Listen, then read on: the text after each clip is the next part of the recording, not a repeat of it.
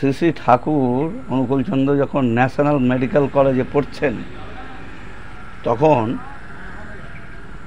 খুব অভাব ছিল। সে সময় তার বইয়ের দরকার, তো সেই বন্ধু বান্ধবদের কাছ থেকে বই নিয়ে তিনি মেডিকেল কলেজে পড়াশোনা করতেন।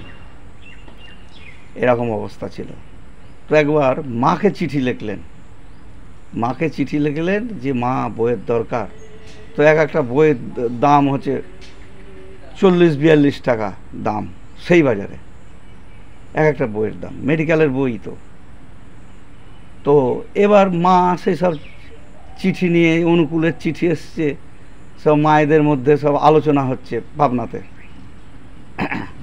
যে অনুকূল এরকম পয়সা চেয়েছে, বইয়ের দাম।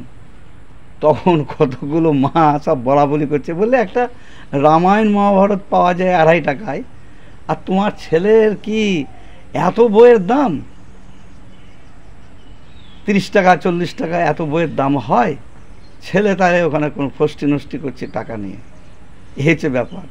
তো যাদের বোধের বাইরে সাধারণ মানুষ, তারা তো জানে না রামায়ণ মহাভারত ঠিক আছে সেগুলো পাওয়া যায় সেই সময় 2.5 টাকা 3 টাকাতে, কিন্তু ঠাকুরের যে বইগুলো মেডিকেলের, এইভাবে তিনি পড়াশোনা করেছেন এবং মাস্টারমশাইদের মন জয় করেছেন। খুব কষ্ট করে কলের জল খেয়ে তিনি কাটিয়েছেন, কুলিদের সঙ্গে তিনি থেকেছেন কয়লা গোদামে, ইত্যাদি ইত্যাদি, এবং তাদের জামা কাপড় পরিষ্কার করে দিয়েছে, তাদেরকে বিনা পয়সায় ওষুধ দিয়েছেন।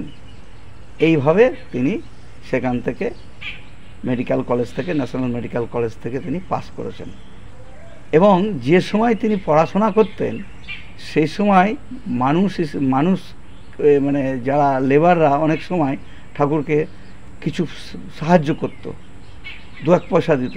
ঠাকুর সেগুলো কি করতেন, সেগুলো আবার গরিব দুঃখীকে সেসব বিনা পয়সায় ওইসব চিকিৎসা করে তিনি হোমিওপ্যাথিক দিতেন। কিন্তু তিনি পড়াশোনা করেছেন অ্যালোপ্যাথিকে, কিন্তু তিনি হোমিওপ্যাথিক প্র্যাকটিস করতেন এবং হোমিওপ্যাথিক ওষুধ দিতেন। তারপরে তো তিনি পাবনাতে এসে তার এত প্রসার হয়েছিল, এত চিন্তা করা যায় না।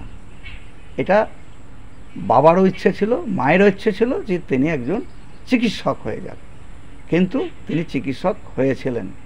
এবং বিশেষ করে মায়ের ভূমিকাটা বেশি ছিল, কারণ তিনি তো চিঠি মাকেই লিখতেন, মায়ের প্রতি তার এত দরদ ছিল। জয়গুরু, মানে মায়ের প্রতি তার এই দরদটার কথাটাই আমি বলার চেষ্টা করলাম। জয়গুরু।